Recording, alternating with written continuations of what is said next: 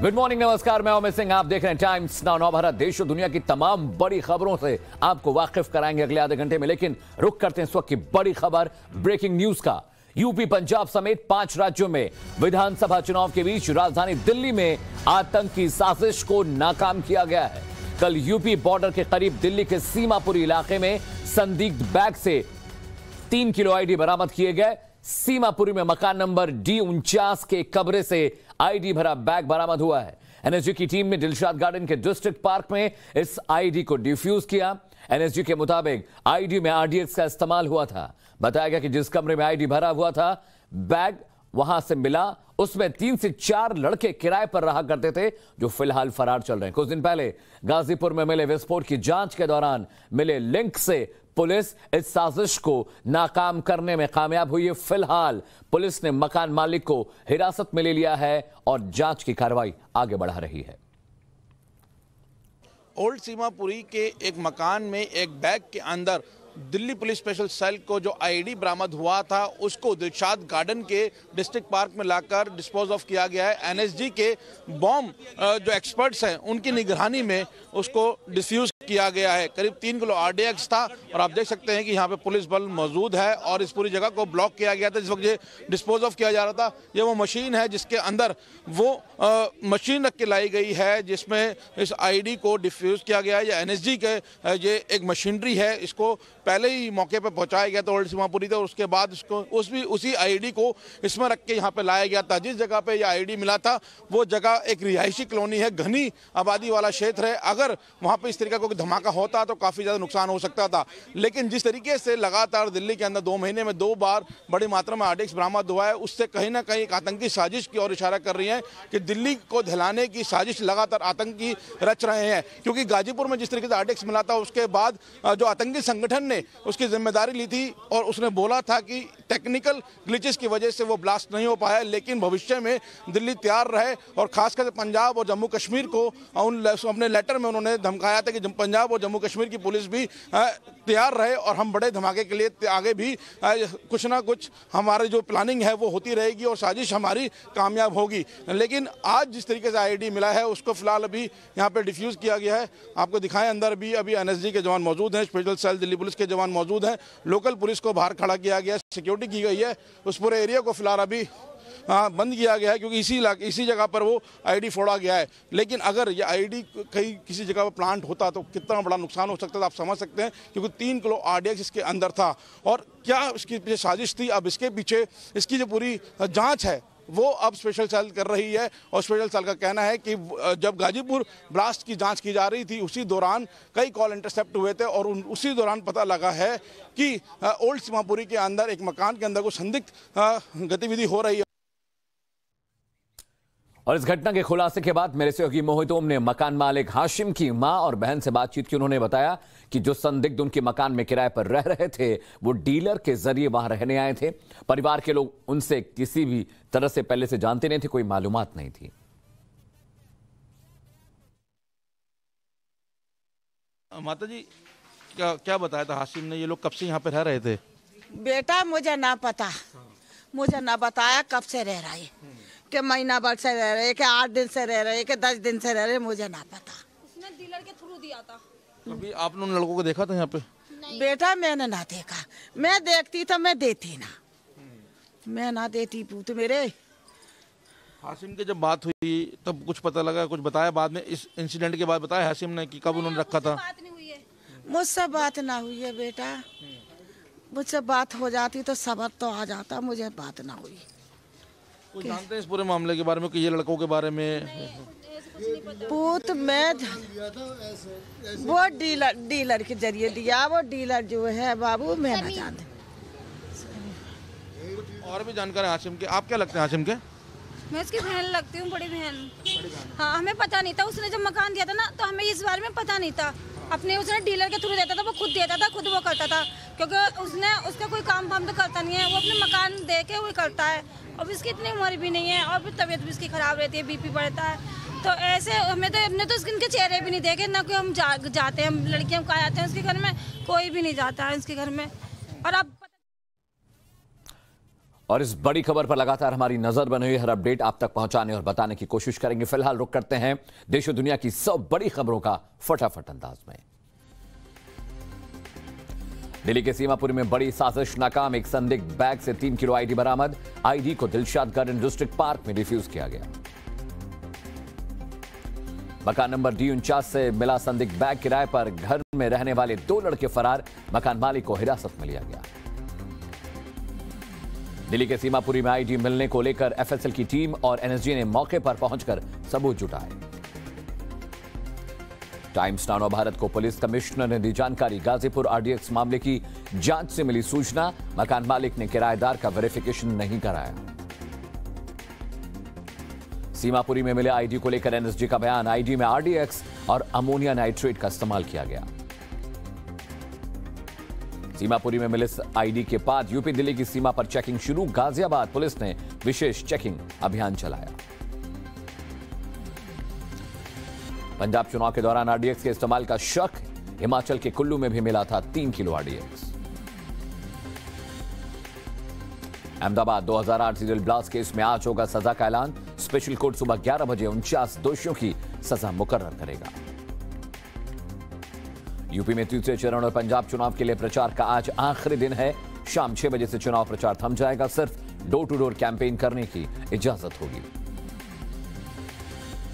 आज यूपी में सीएम योगी की एक के बाद एक कई रैलियां मैनपुरी, करहल और कानपुर में जनसभा कर लोगों से वोट देने की अपील करेंगे। सीएम योगी का समाजवादी पार्टी पर हमला, कहा बैकडोर से माफियाओं को टिकट दिया गया। प्रदेश की जनता परेशान न हो, बुलडोजर की मरम्मत पूरी है। आज अयोध्या दौरे पर जेपी नड्डा 3 विधानसभाओं ने जनसभा कर प्रत्याशियों के लिए वोट मांगेंगे। अखिलेश यादव के चुनावी रथ पर सवार हुए मुलायम सिंह यादव और शिवपाल यादव मैनपुरी में अखिलेश के लिए प्रचार किया। आज यूपी के कई विधानसभाओं में अखिलेश की समाजवादी विलय यात्रा जालौन से शुरू होकर कानपुर होते हुए उन्नाव जाएगा रथ। यूपी में कांग्रेस के चुनाव प्रचार को धार देंगी प्रियंका गांधी। दोपहर 3 बजे कांग्रेस प्रतिज्ञा वर्चुअल महारैली को संबोधित करेंगी। एसपी सिंह बघेल ने करहल में अपने काफिले पर हुए हमले को लेकर सपा पर निशाना साधा है। कहा, हम लावर अखिलेश भैया जिंदाबाद कह रहे थे। खुद पर चली गोली को लेकर ओवैसी का बीजेपी पर वार। कहा, गोली चलाने वाले गोडसे की औलाद। आखिर बीजेपी वालों को गोली चलाने वालों से इतनी मोहब्बत क्यों है? आज पंजाब के चंडीगढ़ में राहुल गांधी की प्रेस कॉन्फ्रेंस है। चुनाव को लेकर कांग्रेस के चुनावी मुद्दों को राहुल गांधी गिनाएंगे। पंजाब में बीजेपी आलाकमान की तरफ से अनुराग ठाकुर का प्रचार अभियान। चुनाव लेकर चंडीगढ़ में प्रेस कॉन्फ्रेंस भी करेंगे। बिहार यूपी के लोगों पर दिए गए बयान को लेकर सीएम चन्नी का बयान। कहा, मेरे बयानों को तोड़ मरोड़ कर पेश किया जा रहा है। यूपी बिहार के लोगों के साथ हमारा 9 मास का संबंध है। चन्नी के बयान पर प्रियंका गांधी की सफाई। कहा, चन्नी ने सिर्फ इतना कहा कि पंजाब को पंजाबियों द्वारा चलाया जाना चाहिए। चन्नी पर राजनाथ सिंह का हमला। कहा, चन्नी साहब भारत को टुकड़ों में बांटना चाहते हैं। चन्नी के बयान पर जेपी नड्डा का हमला। कहा, चन्नी के बयान पर प्रियंका की ताली ने इनकी सोच को दर्शाया। क्या इनके हाथों में देश सुरक्षित है? पंजाब में राहुल गांधी का कैप्टन अमरिंदर सिंह पर बड़ा आरोप। पंजाब को फ्री बिजली न देने के कारण अमरिंदर को हटाया। बिजली कंपनियों से अमरिंदर के थे संबंध।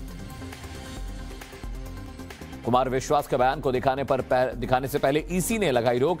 1 घंटे के अंदर ही फैसला वापस लिया। केजरीवाल को कुमार विश्वास का सीधा चैलेंज। कहा, हमारे खून पसीने से बनी आप सरकार, बाद में शामिल हुए लोग नहीं, खुद अरविंद सामने आकर बहस करें। कुमार विश्वास के बयान पर राघव चड्ढा का पलटवार। कहा, प्रोपेगेंडा के तहत साजिश रची जा रही। 2017 से पहले कहा था कुमार विश्वास। राहुल गांधी का केजरीवाल पर हमला। कहा, कुमार विश्वास के आरोपों पर केजरीवाल चुप क्यों? मुंबई वासियों को पीएम मोदी की बड़ी सौगात। आज ठाणे और दीवा को जोड़ने वाली रेल लाइनों का उद्घाटन करेंगे। ठाणे दीवा के बीच अतिरिक्त रेलवे लाइन का निर्माण में करीब 620 करोड़ रुपए की लागत। पटरियों से 36 नई उपनगरीय रेलगाड़ियां भी चल सकेंगी। एबीजी-शिपयार्ड के डायरेक्टर ऋषि अग्रवाल से सीबीआई ने पूछताछ की है। 22,482 करोड़ के घोटाले का मुख्य आरोपी है ऋषि अग्रवाल। हिजाब मामले में आज फिर कर्नाटक हाईकोर्ट में सुनवाई। कल 3 जजों की बेंच ने तकरीबन 1 घंटा सुनवाई की थी। हिजाब मामले को लेकर कर्नाटक के छात्राओं की हाईकोर्ट से अपील। कहा, शुक्रवार और रमजान में हिजाब पहनने की छूट दी जाए। कर्नाटक सरकार ने सर्कुलर जारी किया। कर्नाटक के स्कूलों में धार्मिक कपड़े पहनने पर रोक। कर्नाटक अल्पसंख्यक कल्याण विभाग का आदेश। हिजाब मामले को लेकर हुबली धारवाड़ में स्कूल कॉलेज में आसपास सख्त धारा 144 को 28 फरवरी तक बढ़ा दिया गया है। कर्नाटक के मंड्या में हिजाब विवाद को लेकर नया वीडियो सामने आया। वीडियो में पुलिसकर्मी बच्चियों को धमकाते दिख रहे हैं। तिरंगे पर मंत्री के बयान को लेकर कर्नाटक कांग्रेस के मंत्री केएस ईश्वरप्पा को बर्खास्त करने की मांग। विधायकों ने रात भर विधानसभा के अंदर विरोध जताया। कर्नाटक विधानसभा में रात भर धरना दे रहे विधायकों से सीएम बोम्मई ने मुलाकात की। पूर्व सीएम येदियुरप्पा भी साथ में मौजूद रहे। मुंबई में बीएमसी के स्कूलों में भागवत गीता का पाठ कराने की मांग। बीजेपी पार्षद ने भेजा प्रस्ताव। भुज में बीएसएफ ने पाकिस्तान की 7 नाव पकड़ी। गुजरात के भुज के क्रीक इलाके में नाव जब्त। कश्मीर में एसआईए ने जमाते इस्लामी के प्रमुख सहित 6 नेताओं से पूछताछ की है। गैर कानूनी गतिविधियों का मामला है। जम्मू कश्मीर के बारामूला में सेना का बड़ा ऑपरेशन। सर्च ऑपरेशन के दौरान 11 ग्रेनेड बरामद किए गए। दिल्ली के आदर्श नगर में एक महिला डॉक्टर के साथ डकैती। 4 आरोपी गिरफ्तार। दिल्ली के संत कबीर नगर से भांग तस्कर करने वाले 3 लोग गिरफ्तार किए गए हैं। इनके पास से 357 किलो भांग जब्त की गई। नोएडा के स्पा सेंटर में लगी भीषण आग। महिला कर्मचारी सहित 2 लोगों की मौत। बिहार के दरभंगा में एक महिला पर डायन होने का आरोप लगाकर उसे गांव में घुमाया। महिला के बाल भी काट दिए गए। आरोपी पति गिरफ्तार। कार्रवाई जारी है। बिहार के बेतिया मेडिकल कॉलेज में बवाल। इंटर्नशिप कर रहे छात्रों और नर्सों के बीच झड़प। बीजापुर में नक्सलियों ने वाहनों में लगाई आग। वायरल वीडियो में आगजनी करते दिखे नक्सली। एनआईसी की पूर्व सीईओ चित्रा रामकृष्ण के आवास पर आयकर विभाग के छापे। टैक्स चोरी का आरोप है। केरल में पिछले 24 घंटे में कोरोना के 8,655 नए केस। 18 लोगों की मौत। दिल्ली में कोरोना के 739 नए केस। 5 की संक्रमण के चलते मौत हुई। गुजरात में सोमवार से पूरी तरह खुलेंगे सभी स्कूल कॉलेज। नहीं होंगी ऑनलाइन पढ़ाई। गुजरात में 5 बड़े शहरों से नाइट कर्फ्यू हटाया गया। अहमदाबाद और वडोदरा में नाइट कर्फ्यू लागू है। हांगकांग में कोरोना वायरस के 6,116 नए केस। एक दिन में 24 लोगों की कोविड के चलते मौत हुई है। आज यूएई के साथ भारत करेगा मुक्त व्यापार समझौता। निर्यात में होगा इजाफा। बढ़ेंगे रोजगार के मौके। पीएम मोदी वर्चुअल समिट में हिस्सा लेंगे। भारत और यूएई के बीच समिट में द्विपक्षीय सहयोग और अंतर्राष्ट्रीय मुद्दों पर भी चर्चा की जाएगी। विदेश मंत्री एस जयशंकर का 6 दिवसीय दौरा। जर्मनी और फ्रांस में अहम बैठकों में होंगे शामिल। नेहरू और सांसदों पर सिंगापुर के पीएम के बयान से सरकार नाराज। सूत्रों का दावा, सिंगापुर के एम्बेसडर को तलब किया गया। ब्राजील के रियो डी जेनेरो में बाढ़ और भूस्खलन से तबाही। 94 लोगों की मौत की पुष्टि। कनाडा की राजधानी ओटावा में ट्रक चालकों का प्रदर्शन जारी है। ट्रक ड्राइवर्स कोविड प्रतिबंधों को खत्म करने की मांग कर रहे हैं। भारत और यूक्रेन के बीच फ्लाइट चलाने के लिए कोविड प्रतिबंधों में छूट। लोगों को एयर बबल का पालन नहीं करना होगा। यूक्रेन और रूस के बीच युद्ध की आशंकाओं पर एमईए का बयान। अरिंदम बागची ने कहा, दोनों देशों को कूटनीतिक बातचीत से हल निकालना चाहिए। बाइडेन ने कहा, रूस कभी भी यूक्रेन पर हमला कर सकता है। पुतिन से बात करने की अब कोई योजना नहीं। रूस और यूक्रेन मामले पर यूएनएससी की बैठक में अमेरिकी विदेश मंत्री एंटनी ब्लिंकन ने कहा, कूटनीति ही इस संकट को हल करने का एकमात्र जरिया है।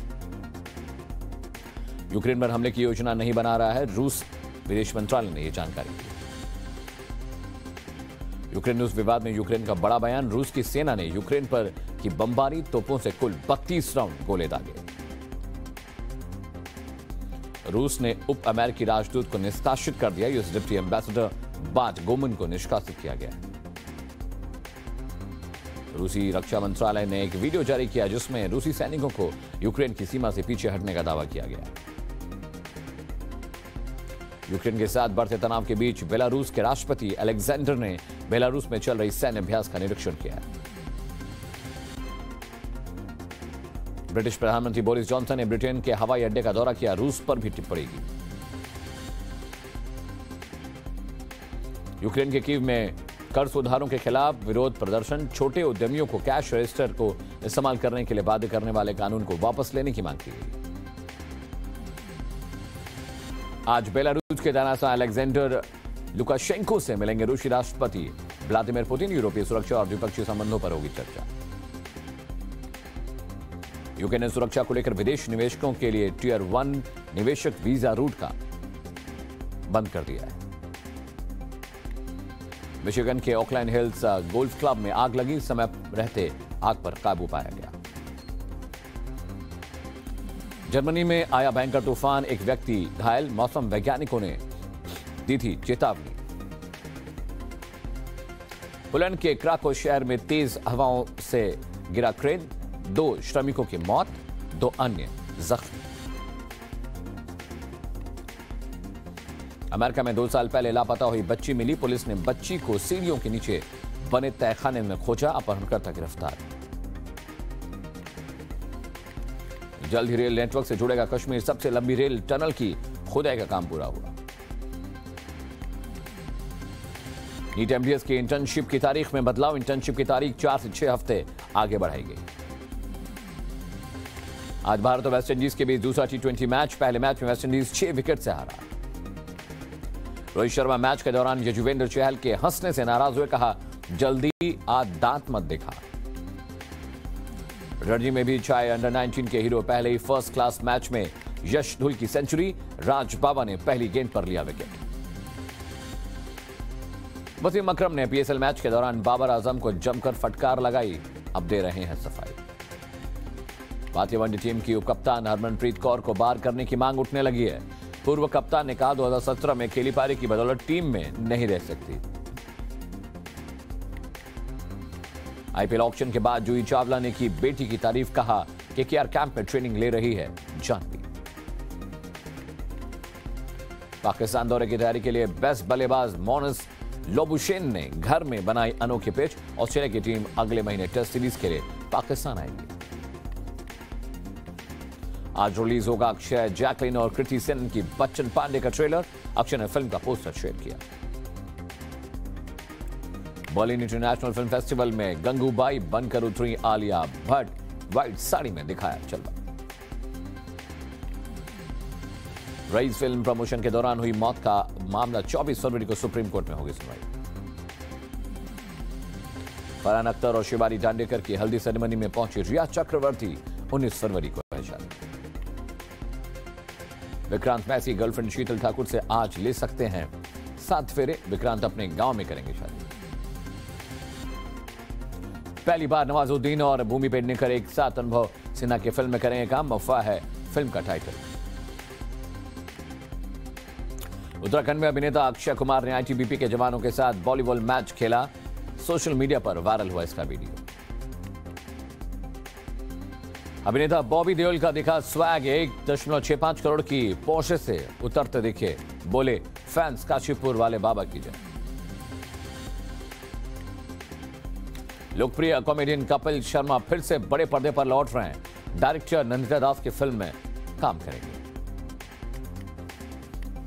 राजकुमार राव और भूमि पेडनेकर की फिल्म बधाई हो LGBTQ के प्रति लोगों को संवेदनशील बना रही है, ताकि किसी जोड़े को लव एंड मैरिज न करनी पड़े। कसौटी जिंदगी की फेम में एरिका फर्नांडिस को मिला अवार्ड, उन्हें Dada Saheb Phalke best TV actress 2021 के अवार्ड से नवाजा गया है। अब OTT प्लेटफॉर्म पर आएगा तारक मेहता का उल्टा चश्मा, बन सकती है web series. Bollywood actor Rahul Bose की वेब सीरीज ECEL का टीजर रिलीज हुआ है। नेटफ्लिक्स पर आज जारी होगा ट्रेलर। नहीं रहे मलयालम अभिनेता कोट्टायम प्रदीप, दिल का दौरा पड़ने से 61 साल की उम्र में निधन हुआ। तो आपने देश और दुनिया की तमाम बड़ी खबरें फटाफट अंदाज में देख लिया। वक्त तो चला हमारे स्पेशल सेगमेंट जिसमें हम 1 मिनट के भीतर आपको बाकी अहम खबरों से रूबरू कराते हैं। रुक करते हैं अगली बड़ी खबर का। पंजाब और यूपी में तीसरे चरण के लिए आज चुनावी प्रचार का शोर थम जाएगा, जिसे देखते हुए सियासी दिग्गज आज प्रचार में अपनी ताकत झोंक रहे हैं। यूपी में सीएम योगी अखिलेश का आज धुआंधार प्रचार है, तो वहीं पंजाब के चंडीगढ़ में भी राहुल गांधी प्रचार करने वाले हैं। पूरी खबर 1 मिनट में देखिए। पंजाब और यूपी में तीसरे चरण के लिए होने वाले चुनाव को लेकर आज शाम 6 बजे चुनाव प्रचार का शोर थम जाएगा। चुनाव प्रचार के आखिरी दिन सियासी पार्टियों के दिग्गजों ने प्रचार के लिए अपनी ताकत झोंक दी है। यूपी के तीसरे चरण के चुनाव प्रचार के लिए आज सीएम योगी मैनपुरी के करहल समेत कानपुर, उन्नाव और लखनऊ में धुआंधार प्रचार करेंगे। वहीं बीजेपी अध्यक्ष जेपी नड्डा अयोध्या में चुनाव प्रचार की कमान संभालेंगे। इसके अलावा अखिलेश यादव भी आज जालौन, कानपुर, उन्नाव और कन्नौज में अपना चुनावी रथ घुमाएंगे और समाजवादी पार्टी के प्रत्याशियों के लिए चुनावी कैंपेन करेंगे। वहीं यूपी में कांग्रेस के चुनाव प्रचार को धार देने के लिए कांग्रेस महासचिव प्रियंका गांधी भी चुनाव प्रचार करेंगी। प्रियंका गांधी आज यूपी में दोपहर 3 बजे कांग्रेस प्रतिज्ञा वर्चुअल महारैली को संबोधित करेंगी। वहीं पंजाब की बात करें तो कांग्रेस की तरफ से राहुल गांधी आज चंडीगढ़ में रहेंगे, जहां वो एक प्रेस कॉन्फ्रेंस करेंगे और कांग्रेस के चुनावी मुद्दों को गिनाएंगे। इसके अलावा पंजाब में बीजेपी आलाकमान की तरफ से केंद्रीय मंत्री अनुराग ठाकुर प्रचार अभियान करेंगे। 2022 की यूपी विधानसभा चुनाव में समाजवादी पार्टी अपना कुनबा एक साथ दिखाने में जुटी है। यही वजह है कि इटावा की चुनावी यात्रा में मुलायम सिंह यादव, अखिलेश के चचा शिवपाल यादव एक साथ दिखाई दिए। लंबे अरसे के बाद ऐसा हुआ है। 1 मिनट के भीतर इस पूरी खबर को समझिए। यूपी चुनाव में समाजवादी पार्टी बिखरी नहीं है, इसका एक संदेश अखिलेश यादव ने इटावा चुनाव प्रचार के दौरान दिया। सियासी हलकों में अखिलेश, मुलायम और शिवपाल की ये तस्वीर चर्चा बनी हुई है। इटावा में रोड शो के दौरान समाजवादी विजय रथ में तीनों एक साथ दिखे। बस में जहां अखिलेश और मुलायम सिंह यादव एक दूसरे के साथ बैठे नजर आए, वहीं चाचा शिवपाल कभी दोनों के बीच में तो कभी पीछे खड़े नजर आए। संदेश साफ था कि कुनबे में कोई विवाद नहीं है। वहीं अपर्णा यादव के बीजेपी ज्वाइन करने पर यह भी कयास लगाया जा रहा था कि शायद मुलायम प्रचार में ना दिखे, लेकिन न सिर्फ उन्होंने समाजवादी पार्टी के लिए प्रचार किया, बल्कि बेटे अखिलेश को जिताने की अपील भी की।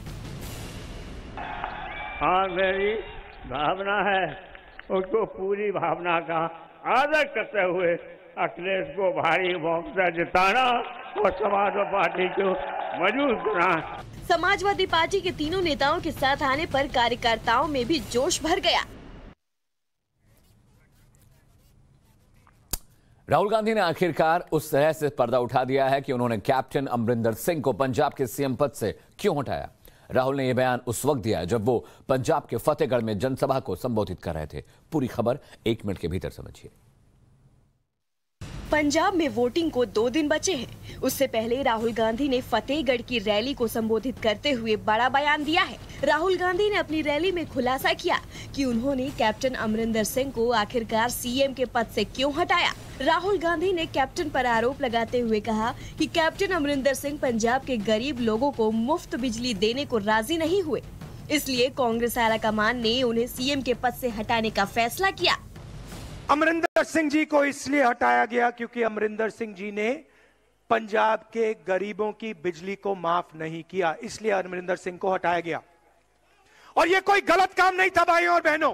जाहिर है राहुल गांधी के इस खुलासे के बाद पंजाब की सियासत गर्मा गई है और इसे लेकर अब राजनीति भी शुरू हो सकती है। कैप्टन पर राहुल का ये आरोप कितना सही है या गलत, इसे लेकर अभी तक कैप्टन अमरिंदर सिंह की तरफ से कोई बयान सामने नहीं आया है। सवाल ये है कि क्या राहुल का ये बयान चुनावी फायदे के लिए है। और पीएम मोदी आज मुंबई वासियों को बड़ी सौगात देने वाले हैं। वीडियो कॉन्फ्रेंसिंग के जरिए पीएम मोदी ठाणे और दिवा को जोड़ने वाली 2 नई रेलवे लाइन का शुभारंभ करेंगे। इस नई रेल लाइन से मुंबईकरों का सफर और भी आसान हो जाएगा। 1 मिनट के भीतर पूरी खबर देखिए। प्रधानमंत्री नरेंद्र मोदी आज मुंबई को रेलवे की कई सौगात देंगे। पीएम मोदी आज शाम 4:30 बजे ठाणे और दीवा को जोड़ने वाली 2 अतिरिक्त नई रेलवे लाइनों को वीडियो कॉन्फ्रेंसिंग के जरिए उद्घाटन करेंगे। इसके अलावा मुंबई के लिए 2 उपनगरीय ट्रेनों को भी हरी झंडी दिखाएंगे। पीएम मोदी ठाणे दीवा के बीच जिस 2 अतिरिक्त नई रेलवे लाइनों का उद्घाटन करने वाले हैं, वो लगभग 620 करोड़ रुपए की लागत से बना है। इसमें 1.4 किलोमीटर लंबा रेल फ्लाईओवर, 3 प्रमुख पुल, 21 छोटे पुल है। इन रूटों पर 36 नई उपनगरीय ट्रेनें भी चलाई जा सकेंगी। इसके शुभारंभ के बाद ट्रेन ट्रैफिक की रुकावट भी दूर हो सकेगी। कल्याण और सीएसटीएम के बीच 4 पटरियों में से 2 ट्रैक धीमी लोकल ट्रेनों के लिए और 2 track fast local, mail express और माल गाड़ियों के लिए इस्तेमाल किए गए थे। उपनगरीय और लंबी दूरी की ट्रेनों को अलग करने के लिए 2 अतिरिक्त पटरियों की योजना बनाई गई थी, जिसकी आज से शुरुआत हो जाएगी। और यहां रुक रहे हैं एक छोटे से ब्रेक के लिए, लेकिन ब्रेक के बाद आपके लिए लेकर आ रहे हैं सुपर 30, जिसमें आपको देश और दुनिया की तमाम बड़ी खबरों को तफसील से बताएंगे और समझाएंगे। छोटा सा ब्रेक, चलो।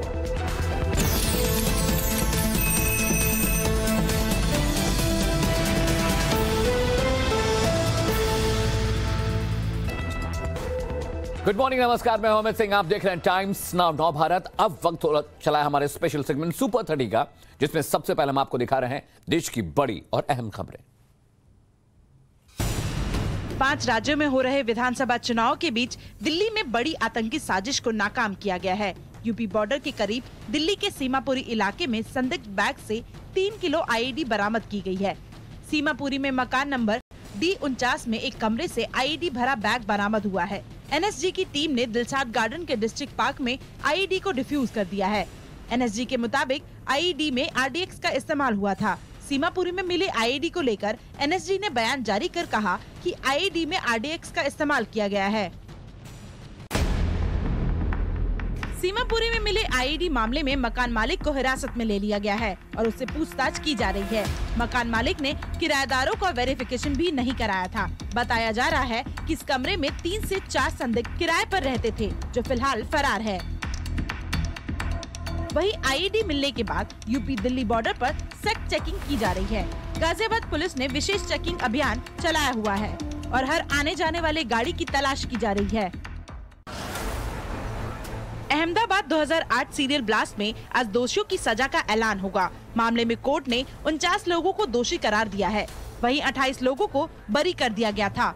बता दें कि 2008 में अहमदाबाद में सिलसिलेवार 21 ब्लास्ट हुए थे, जिसमें 56 लोगों की मौत हुई थी और 200 से ज्यादा लोग घायल हुए थे। ब्लास्ट के 13 साल बाद कोर्ट ने आरोपियों को दोषी करार दिया था। प्रधानमंत्री नरेंद्र मोदी आज मुंबई को करोड़ों की सौगात देने वाले हैं। पीएम मोदी ठाणे दीवा को जोड़ने वाली 2 अतिरिक्त रेलवे लाइनों का उद्घाटन करेंगे, जो करीब 620 करोड़ रुपए की लागत से बनाई गई है और इसमें 1.4 किलोमीटर लंबा रेल फ्लाईओवर, 3 प्रमुख पुल, 21 छोटे पुल है। इन लाइनों से शहर में 36 नई उपनगरीय ट्रेनें भी चलाई जा सकेंगी। पीएम वीडियो कॉन्फ्रेंसिंग के जरिए मुंबई उपनगरीय रेलवे की 2 उपनगरीय ट्रेनों को भी हरी झंडी दिखाएंगे। और देश की बड़ी खबरें देखने के बाद सुपर 30 में आप देखिए चुनावी राज्यों की राजनीतिक खबरें। यूपी में तीसरे और पंजाब चुनाव के लिए प्रचार का आज आखिरी दिन है। आज शाम 6 बजे चुनाव प्रचार थम जाएगा। इसके बाद सभी नेता डोर टू डोर कैंपेन ही कर सकेंगे। बता दें कि पंजाब में सभी 117 सीटों पर 20 फरवरी को वोटिंग होना है, जिसमें 1300 से ज्यादा उम्मीदवार अपनी किस्मत आजमा रहे हैं। यूपी में 16 जिलों की 59 सीटों पर मतदान होगा। तीसरे चरण में 627 कैंडिडेट मैदान में हैं, जिनकी किस्मत का फैसला 10 मार्च को होगा। तीसरे चरण में यूपी के 16 जिलों में मतदान होना है। इसमें कई सीटें हाई प्रोफाइल है और आज प्रचार के आखिरी दिन सीएम योगी सपा के गढ़ में रैली करने वाले हैं। सीएम योगी एक के बाद एक रैलियों को संबोधित करेंगे। सबसे पहले सीएम सुबह 11 बजे सपा का गढ़ माने जाने वाले जिले मैनपुरी पहुंचेंगे, जहां वो जनसभा को संबोधित करेंगे। इसके बाद करहल में चुनावी रैली को संबोधित करेंगे। वहीं इसके बाद कानपुर के कल्याणपुर और गोविंद नगर में बीजेपी के लिए वोट मांगेंगे।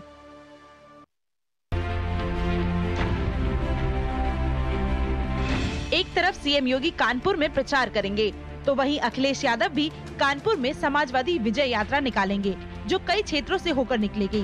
वहीं अखिलेश सुबह जालौन में चुनावी रैली करेंगे। शाम को उन्नाव के मोहन विधानसभा क्षेत्र में रैली करेंगे और सपा के समर्थन में वोट करने की अपील करेंगे। बता दें कि इस सीट पर आज तक सपा अपना खाता नहीं खोल सकी है। उन्नाव में चौथे चरण में 23 फरवरी को मतदान होना है। अयोध्या में 27 फरवरी को वोटिंग होनी है। इस जिले में 5 विधानसभा सीटें आती है और इन सीटों पर चुनाव प्रचार के लिए बीजेपी राष्ट्रीय अध्यक्ष जेपी नड्डा आज अयोध्या पहुंच रहे हैं, जहां वो 3 विधानसभा क्षेत्र में चुनावी रैली करेंगे। नड्डा सबसे पहले दोपहर 12 बजे अयोध्या विधानसभा क्षेत्र में जनसभा करेंगे। इसके बाद 2 बजे मिल्कीपुर, उसके बाद दोपहर 3:30 बजे रुदौली में चुनाव रैली करेंगे और बीजेपी प्रत्याशियों को जिताने की अपील करेंगे। कर्नाटक में कांग्रेस विधायकों ने रात विधानसभा परिसर में गुजारी। कांग्रेस विधायक ग्रामीण विकास एवं पंचायत राज्य मंत्री के.एस. येशरप्पा को बर्खास्त करने और उन पर देशद्रोह का मामला दर्ज करने की मांग कर रहे हैं। विधायकों ने सदन के अंदर भी प्रदर्शन किया, जिसके बाद कार्रवाई को स्थगित करना पड़ा। इस बीच विधानसभा अध्यक्ष विश्वेश्वर हेगड़े कागरी और पूर्व मुख्यमंत्री बी.एस. येदियुरप्पा ने विधानसभा परिसर में नेता प्रतिपक्ष सिद्धरामैया से मुलाकात की। और चुनावी राज्यों की खबरों के बाद अब देखिए आपके राज्यों की दूसरी बड़ी खबरें। हिजाब विवाद के बीच कर्नाटक सरकार ने ड्रेस को लेकर नया सर्कुलर जारी किया है, जिसके तहत स्कूलों में धार्मिक कपड़े जैसे हिजाब, भगवा शॉल और स्कार्फ पहनने पर रोक लगाई गई है। सर्कुलर में कहा गया कि आदेश ऐसे संस्थानों के लिए होगा जहां कॉलेज विकास समितियों ने स्टूडेंट के लिए ड्रेस निर्धारित की है। इन सब के बीच हाईकोर्ट में हिजाब विवाद पर सुनवाई चल रही है। सुनवाई के दौरान याचिकाकर्ता के वकील ने अपील की कि छात्राओं को शुक्रवार को हिजाब पहनने की अनुमति मिले। मामले में आज भी सुनवाई होगी। गुजरात के कच्छ में बीएसएफ ने 7 पाकिस्तानी नाव को जब्त किया है। दरअसल बीएसएफ को हरामी नाला के पास पाकिस्तानी मछली पकड़ने वाली नाव होने की सूचना मिली थी, जिसके बाद बीएसएफ भुज ने सर्च ऑपरेशन शुरू किया, जिसमें 7 नाव को जब्त किया गया है। इन नौकाओं की तलाशी में सड़ी हुई मछलियां पाई गई है, लेकिन ये पहला मौका नहीं है। इससे पहले इसी महीने 11 से ज्यादा नाव जब्त की गई है और 6 पाकिस्तानी नागरिकों को गिरफ्तार किया था। बिहार के दरभंगा से एक दिल दहला देने वाला मामला सामने आया है, जहां गांव वालों ने एक महिला पर डायन होने का आरोप लगाकर उसे गांव में घुमाया। इतना ही नहीं, महिला के बाल भी काट दिए। वहीं आरोपियों में महिला का पति भी शामिल है, जिसने महिला पर अवैध संबंधों का आरोप लगाया। पुलिस ने वीडियो वायरल होने के बाद आरोपी पति को गिरफ्तार कर लिया है और अन्य आरोपियों के खिलाफ कार्रवाई जारी है। और अब चलिए बात कर लेते हैं सियासी बम की, जो शब्द के रूप में धमाका करते हैं। बीते साल केरल चुनाव से पहले राहुल गांधी ने उत्तर भारतीय राजनीति को दक्षिण भारतीय राजनीति से कमतर बताया था, तो उन्हें चौतरफा हमले झेलने पड़े थे। लेकिन कांग्रेस नेता और पंजाब के मुख्यमंत्री चरणजीत सिंह चन्नी ने शायद सबक नहीं सीखा और चुनावी मौसम में एक ऐसा बम फोड़ा कि सेल्फ गोल हो गया। पूरी रिपोर्ट इस पैकेज के जरिए देखिए। ये लोग किसका अपमान कर रहे हैं? यहां का कोई ऐसा गांव नहीं होगा, कोई ऐसा गांव नहीं होगा जहां हमारे उत्तर प्रदेश के भाई बहन या हमारे के बिहार के भाई बहन यहां पर मेहनत न करते हो, ऐसा कोई गांव नहीं होगा। प्रियंका और पंजाब के सीएम से गलती हुई तो प्रधानमंत्री मोदी ने इसे सबसे बड़ा चुनावी मुद्दा बना दिया। संत रविदास जी उत्तर प्रदेश के बनारस में पैदा हुए थे, काशी में पैदा हुए थे, और आप कहते हो उत्तर प्रदेश के भाइयों को घुसने नहीं दोगे, तो क्या आप संत रविदास जी को भी निकाल दोगे? और इस तरह से पीएम मोदी ने पंजाब की धरती से एक तीर से 3 निशाना लगा दिया। भैया पॉलिटिक्स पर कांग्रेस को घेर कर यूपी को सेट कर दिया। कांग्रेस पर क्षेत्र और धर्म के आधार पर देश को बांटने का आरोप लगा दिया। संत रविदास यूपी के थे, ये कहकर पंजाब के 21 लाख रविदासी समुदाय को साथ दिया। क्योंकि प्रियंका और चन्नी ने सियासत के सबसे बड़े सूरमा को सबसे मुफीद मौका दे दिया। और मोदी वो नहीं जो मौके पर चौका मारना भूल जाए। ओ भाई पंजाबियों की रोह है प्रियंका गांधी, साडी पंजाबण है, पंजाबियों की बहू है, ये सही तगड़े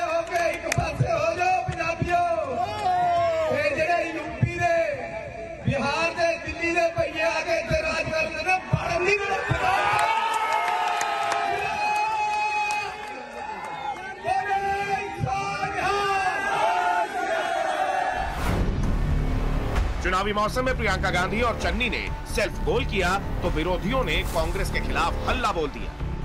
यही कांग्रेस का वास्तविक चेहरा है।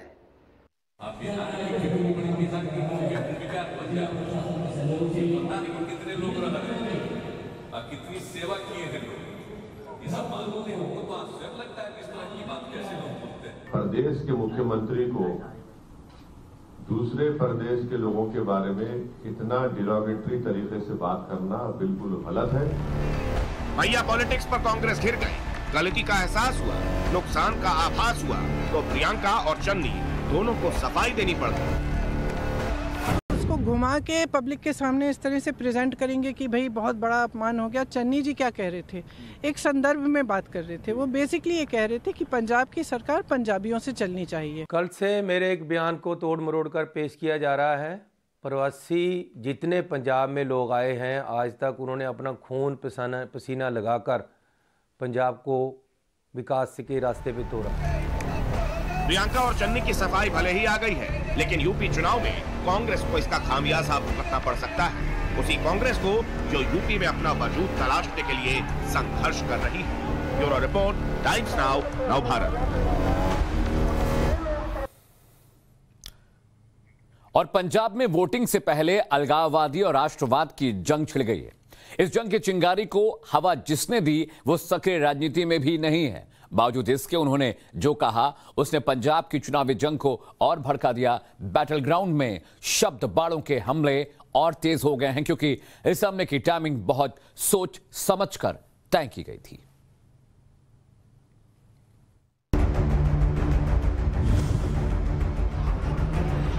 अलगाववाद 2020 का रेफरेंडम आ रहा है, पूरी दुनिया फंडिंग कर रही है, आईएसआई से लेके और बाकी अलगाववादी ग्रुप। तो कहता तो क्या हो गया, तो स्वतंत्र देश का पहला प्रधानमंत्री बनूंगा। दर्द काफी हुआ होगा तब उसने मुंह खोला होगा। 2 दिन पहले अपने अज्ञातवास से बाहर आ गए और कहा मुझे एक वीडियो जारी करना है। ये सब बकवास प्रोपेगेंडा है। कुमार विश्वास के बयान की टाइमिंग ने पंजाब के चुनावी ग्राउंड में बीजेपी को केजरीवाल के खिलाफ हमलावर होने का मौका दे दिया। कभी केजरीवाल के कंधे से कंधा मिलाकर चलने वाले कुमार विश्वास ने उन पर अलगाववाद का समर्थक होने जैसे गंभीर आरोप लगाए। मैंने कहा ये अलगाववाद 2020 का रेफरेंडम आ रहा है, पूरी दुनिया फंडिंग कर रही है, आईएसआई से लेके और बाकी अलगाववादी ग्रुप। तो कहता तो क्या हो गया, तो स्वतंत्र देश का पहला प्रधानमंत्री बनूंगा। गुरुवार को जब पीएम मोदी पंजाब के अबोहर में रैली को संबोधित करने पहुंचे तो उन्होंने कुमार विश्वास के बहाने बिना नाम लिए केजरीवाल पर डायरेक्ट अटैक कर दिया। भाइयों और बहनों, ये लोग पंजाब को तोड़ने का सपना पाले हुए, ये लोग सत्ता के लिए अलगाववादियों से भी हाथ मिलाने को तैयार है। कुमार विश्वास के आरोपों से पंजाब में जुबानी जंग तेज हो गई। पीएम के हमले का जवाब देने आम आदमी पार्टी की तरफ से राघव चड्ढा मैदान में उतरे और उन्होंने कुमार विश्वास के साथ पूरे विपक्ष पर पलटवार कर दिया। ये सब बेईमान लोग हैं, इनकी दुकानें बंद होने वाली हैं। ये डरते हैं, कांपते हैं अरविंद केजरीवाल के नाम से। ये असलियत है। मेरा तो किसी राजनीति से कोई संबंध है नहीं, कोई मतलब नहीं है। कोई हारे जीते, भाजपा जीते, कांग्रेस जीते, अकाली जीते, आम आदमी पार्टी जीते, मेरा कोई मतलब नहीं है। बट हाँ, जो बात थी मेरे मुंह से निकली और वो सच है। और ये जो इस पार्टी से हैं, उस पार्टी से हैं, चिंटू जो बोल रहे हैं, भैया मैं किसी पार्टी नहीं, मैं तो अपनी पार्टी से हूँ जो मैंने बनाई है। इस घमासान की शुरुआत 16 फरवरी को उस वक्त हुई जब कुमार विश्वास ने मीडिया में आकर कहा था कि केजरीवाल सत्ता के लिए कुछ भी कर सकते हैं। कोई समझना चाहिए कि वो स्टेट नहीं है, वो एक इमोशन है। मैं सदा कहता हूँ पंजाब कोई राज्य नहीं है, पंजाब एक भावना है। पंजाबियत एक भावना है पूरी दुनिया में। ऐसे में एक ऐसा आदमी जिसने एक समय में मुझे ये तक कहा था, जब मैंने उसको कहा कि ये जो फ्रिंज एलिमेंट हैं, जो अलगाववादी संगठन है, जो खालिस्तानी मूवमेंट से जुड़े हुए लोग हैं, इनका साथ मत ले पिछले चुनाव में। और उसने कहा था कि नहीं हो जाएगा, चिंता मत कर। और कैसे चीफ मिनिस्टर बनेगा तो उसने उसका फार्मूला भी बताया था कि ऐसे ऐसे भगवंत को और फुल्का जी को लड़वा दूंगा और मैं पहुंच जाऊंगा। और आज भी वो उसी पथ पे है, मानो मत मानो, और नहीं भी है तो वो पपेट बिठा लेगा, कोई कुछ कर लेगा वो कुछ काम। तो ऐसे में उसने मुझे इतनी भयानक बातें बोली जो कि सबको पता है, पंजाब में सबको पता है।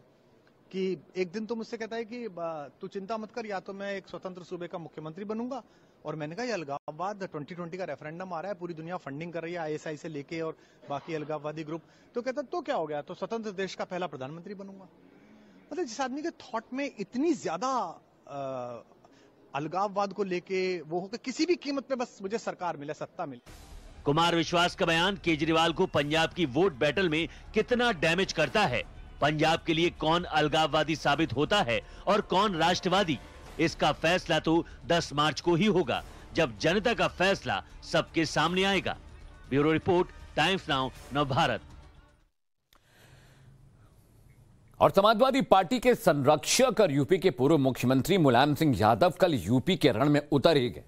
बेटे अखिलेश के लिए मुलायम सिंह ने मैनपुर की उस करहल सीट पर मोर्चा संभाला जहां से उन्होंने खुद अपनी राजनीतिक पारी का आगाज किया था। इसके मायने समझिए अब।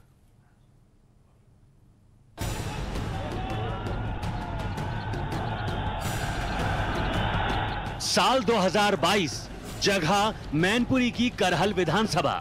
समाजवादी पार्टी का मंच सजा था, सामने समर्थकों की भारी भीड़ उमड़ी थी और करीब 3 साल बाद रैली के मंच पर थे यूपी के पूर्व मुख्यमंत्री और समाजवादी पार्टी के संरक्षक मुलायम सिंह यादव। करहल वो जगह है जहां से मुलायम सिंह यादव ने पढ़ाई की, शिक्षक बने और फिर सत्ता के गलियारों तक पहुंचे। मुलायम सिंह ने अखिलेश के समर्थन में उतरकर उन अफवाहों पर विराम लगा दिया जो अपर्णा की पार्टी छोड़ने और शिवपाल प्रकरण के बाद उठती थी कि पिता पुत्र के बीच कोई मनमुटाव है। मुलायम सिंह यादव ने रैली के मंच से बेटे अखिलेश को जिताने की अपील की, कहा कि मेरी भावनाओं का ध्यान रखना। अब जो यहाँ उम्मीदवार हैं, जो भी उम्मीदवार यहाँ हैं, वो श्रेष्ठ उम्मीदवार हैं, कांग्रेस को भारी बहुमत जिताने। हाँ, मेरी भावना है, उसको पूरी भावना का आदर करते हुए अखिलेश को भारी बहुमत जिताना और समाजवादी पार्टी को मजबूत करना।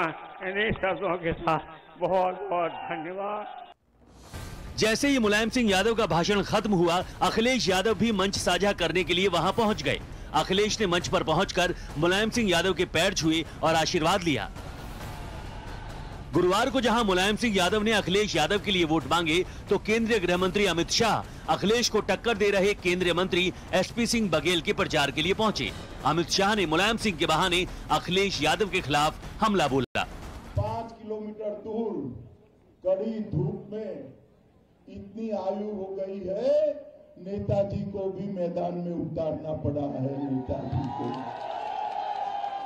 अब मुझे बताओ भाई, आगाज ऐसा है तो अंजाम क्या होगा। शाम होते होते एक तस्वीर सामने आई। इटावा में मुलायम सिंह यादव, शिवपाल और अखिलेश तीनों एक साथ पार्टी के रथ में सवार दिखे। 2022 की चुनावी जंग में ऐसा पहली बार हुआ। तीनों नेताओं के साथ कार्यकर्ता भी जोश में दिखे और जमकर आतिशबाजी की। बहरहाल करहल समाजवादी पार्टी का गढ़ रहा है। अब मुलायम सिंह यादव के मैदान में आने से मुकाबला और दिलचस्प हो गया है। अब इसका परिणाम क्या निकलता है वो 10 मार्च को ही पता चलेगा। आमिर हक, मैनपुरी, टाइम्स नाउ नवभारत। और अब बात करते हैं चुनावी राज्यों की। तीसरे चरण के चुनाव से पहले क्या सोच रही जनता। एक दिन बाद यूपी में तीसरे चरण का चुनाव होने वाला है, जिसमें इत्र नगरी कन्नौज के मतदाता मतदान करेंगे। कन्नौज की जनता देगी किसका साथ और चुनाव से पहले क्यों चल रहा है इत्र नगरी के वोटर्स के मन में क्या कुछ चल रहा है, जानने के लिए हमारे संवाददाता आकाश वत्स ने एक रिपोर्ट भेजी है लोगों के बीच जाकर, वो आप देखिए।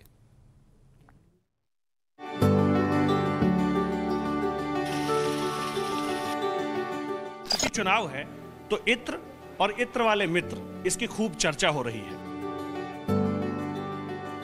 इत्र की चर्चा इससे पहले भी इतनी सियासत में हुई थी जितनी इस बार हो रही है। पीयूष जैन जो इत्र का काम नहीं करता था, केमिकल का काम करता था, उसकी वजह से कन्नौज चर्चा में आई गया। जिस इत्र की सुगंध ने पूरी दुनिया में कन्नौज को एक अलग पहचान दी, वही इत्र पहली बार विधानसभा चुनाव के दौरान सियासी हवा में घुल गई है। रोजगार, सड़क, पानी, महंगाई सब पीछे छूट गए हैं। कन्नौज के नेताओं ने वोटरों के मुद्दे को किनारे रखकर इत्र को राजनीति में घसीट लिया है। कन्नौज को पूरी दुनिया में लोग इत्र के लिए ही जानते हैं, लेकिन इस बार चूंकि चुनाव है तो इत्र और इत्र वाले मित्र, इसकी खूब चर्चा हो रही है। लेकिन इस इत्र के तैयार होने की जो कहानी है वो बहुत आसान नहीं है। सबसे पहले तो इस धुएं में लगभग 20 घंटे तक, रोज 24 घंटे में से 20 घंटे तक मजदूर यहाँ काम करते हैं और तब जाकर वो छोटी सी शीशी में इत्र तैयार होती है, तैयार होकर के बंद की जाती है उसमें, और वो तब बाजारों में बेची जाती है और तब वो आप लोगों तक पहुंचती है। जब से इत्र कारोबारी पीयूष जैन के घर पर रेड पड़ी है, कन्नौज में एक कहावत चल रही है, रेड पड़ी तो रेट घटी। लेकिन इत्र सस्ती हो या महंगी, इसे बनाने वाले बताते हैं ये काम बहुत आसान नहीं है। इसमें ये है, पहले घास भरी जाती है, उसके बाद इसको सील करके बंद करने के बाद इसमें आग जलाते हैं। आग जलाने के बाद जब स्टीम बन जाती है तो वो स्टीम इस भपके में आती है। जब ये भपका भर जाता है तो इसको हटा देते हैं। ये रूटीन में चलता रहता है, दिन में 7 बार ये बदला जाता है। कन्नौज में ही समाजवादी पार्टी के लिए खास इत्र बनी। असल में यहीं से इत्र का सियासीकरण हुआ। लेकिन इत्र कन्नौज की सिर्फ पहचान ही नहीं है, यहाँ के लोगों के लिए कमाई का एक बड़ा जरिया भी है। इसीलिए कारोबारी किसी भी कीमत पर इत्र का नाम सियासत में नहीं जोड़ने देना चाहते। इत्र को सियासत से जोड़ना, या इस समय जो माहौल चल रहा है कि लोग तरह तरह की बातें कर रहे हैं, इसको सियासत से जोड़ रहे हैं, वास्तविकता ये है भाई साहब कि इत्र का, हमारे इत्र उद्योग का सियासत से कोई लेना देना नहीं है। जिले के 3 विधानसभा में सबसे ज्यादा फाइट कन्नौज में ही है। बीजेपी ने असीम अरुण को टिकट देकर पिछले 15 साल से समाजवादी पार्टी के विधायक अनिल दोहरे के लिए दिक्कतें बढ़ा दी। बीजेपी के इस दांव को समाजवादी पार्टी अच्छी तरह से समझ भी रही है। वैसे तो कंडीशन ये है कि इस टाइम पे जो बीजेपी का उम्मीदवार है वो एक पढ़ा लिखा आदमी है, एक पूर्व कमिश्नर है, उसके सपोर्ट में लोग ज्यादा जाएंगे। अब हमको भी यही लग रहा है भाई, भाजपा का। हाँ। क्या नाम है आपका? साजिद। साजिद, आपको भी लग रहा है बीजेपी वाले बाजी मार ले जाएंगे? जी पक्का। पहले राजनीतिक तौर पर कन्नौज में समाजवादी पार्टी का वर्चस्व रहा, लेकिन 2017 की बीजेपी की लहर में कन्नौज सदर सीट को छोड़कर बीजेपी ने दोनों सीटों पर कब्जा जमा लिया। आम लोगों की बातचीत में भी एक बात साफ है कि इस बार लड़ाई सिर्फ बीजेपी और समाजवादी पार्टी के बीच ही है। क्या चल रहा है चुनाव का? चुनाव का चल रहा? चुनाव भाजपा जीती। भाजपा जीत रही है। अगरबत्ती योगी जी के लिए चलेगी, बढ़िया है। हमारा वोट तो भाजपा जी। हमारा तो ये तो कह रहे मुलायम, ये तो यहाँ सब साइकिल वाले का जमीन है। अपने पर विचार है। वो कब है आपके यहाँ चुनाव? 23 फरवरी। 23 वाले स्टेज में सोच लिया है किसको वोट डालने वाले हो? जस्ट सोच लिया है जी। क्या मुद्दे पे वोट डालोगे? इशू क्या होगा? रोजगार। ये बताइए, चुनाव का माहौल है तो किसके मुंह में मिठाई, गट्टे का रस घुलने वाला? और आसिम अरुण जी के ही अब की बार जिताएंगे हम लोग। पूरा सपोर्ट हम लोगों का है, उन्हीं को पूरा सपोर्ट है। बिल्कुल। आज लोग कह रहे हैं कि सब बीजेपी बोलने वाले मिलेंगे क्योंकि बाकी सब तो अखिलेश भैया की रैली में चलेंगे। ये तो चुनावी चुगले टाइप में बात हो गई। राजनीतिक दल और नेता ज्यादातर ऐसे मुद्दे चुनते हैं जिसका सरोकार आम लोगों से बहुत कम होता है। ऐसा इसलिए क्योंकि हवाई मुद्दे से ना तो सवाल खड़े होते हैं और वोट बटोरने का काम भी हो जाता है। कन्नौज में इस बार ऐसा ही हो रहा है। वोटरों के बीच चर्चा है कि असली लड़ाई तो समाजवादी पार्टी और बीजेपी के बीच है, बाकी पार्टियों के तो सिर्फ पर्चे ही छपे हैं। कैमरा पर्सन विभय बघेल के साथ आकाश वत्स, कन्नौज, टाइम्स नाउ नवभारत। और अब बात करते हैं लखीमपुर खीरी की, जहां गन्ना का मुद्दा गरम है।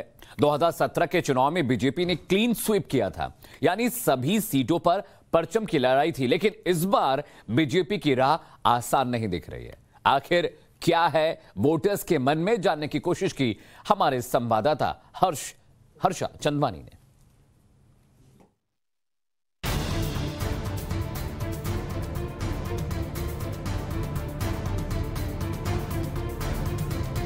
लखीमपुर में इस वक्त मैं मौजूद हूं और लखीमपुर खीरी की अगर बात करें तो कुल 8 विधानसभाएं पड़ती हैं लखीमपुर खीरी में, और 2017 में सभी सीटों पर भाजपा ने जीत हासिल की थी।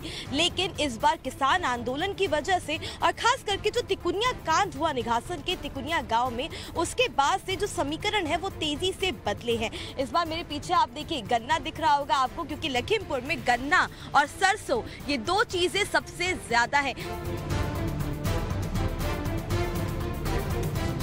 लोग आप देख रहे हैं मेरे साथ मौजूद हैं, ये यहाँ के गन्ना किसान हैं जो कि मिल में पहुंचे हैं। इनसे सीधा बात करते हैं। भाई साहब, आपका नाम? घनश्याम। तो घनश्याम जी, आपके मुद्दे क्या हैं इस चुनाव में? आप कैसे देख रहे हैं लखीमपुर में क्या चल रहा है? बातें किस चीज की हो रही हैं? हमारे 2 पार्टी हैं, भाजपा और सपा। अच्छा। हाँ, 2 ही सीधी टक्कर है। हाँ, ठीक है। आप क्या कहेंगे भाई साहब, आप लोग के मुद्दे क्या हैं अभी, जब आप लोग क्या 23 तारीख को वोट पड़नी है, तो आप लोग क्या क्या चीजें हैं जो सोच रहे हैं? सोच कर रहे अब कमल का फूल होगा। आप क्या सोच रहे हैं भाई साहब?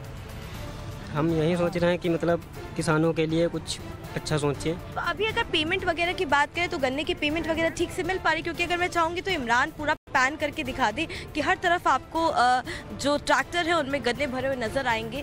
पेमेंट वगैरह ठीक मिल रही है? उसकी कोई समस्या है कि नहीं? सरकार ने पेमेंट को लेकर के जो समस्या थी पहले उसको हल किया है? इस समय तो यहाँ जो बलरामपुर तुम्भी चीनी मिल है, यहाँ तो इस समय तो सही है, पेमेंट मिल रहा है अभी किसानों को। लग रहा है इस बार माहौल क्या है, किसकी तरफ हवा बह रही है? चुनाव से तुरंत पहले मंत्री के बेटे की जेल से रिहाई, कैसे देख रहे किसान उसको? क्योंकि उस वक्त किसान बहुत नाराज नजर आ रहे थे। किसान तो नाराज है ही, इस बार माहौल बदला है। 2017 में बीजेपी एक तरफा जीत हुई थी। इस बार ऐसा नहीं होगा, इस बार किसान बदलाव चाहता है। इसमें बेरोजगारी बहुत है और किसानों की फसलों की समस्या बहुत है। जब फसल पक जाती है उसके बाद पेमेंट नहीं से मिलता है। 4 किसानों पे गाड़ी चढ़ा दी, आज रिहा हो गए। किसान बेचारे अब भी बंद हैं। पड़ेगा तो है ही। जब उनकी रिहाई की खबर आई तब यहाँ पे आपस में किसान क्या कह रहे थे? बीजेपी के पक्ष में माहौल जाएगा या बीजेपी के खिलाफ हो जाएगा ये माहौल? जाएगा मैम। अब आजम खां पे बकरी चोरी, बताना कैसे भैंस चोरी, ऐसे से हैं 2-2 साल से। और यहाँ रुक रहे हैं एक छोटी सी ब्रेक के लिए, लेकिन खबरों का सिलसिला लगातार जारी है। ब्रेक के बाद दीपिका आपके साथ तमाम खबरें साझा करेंगे।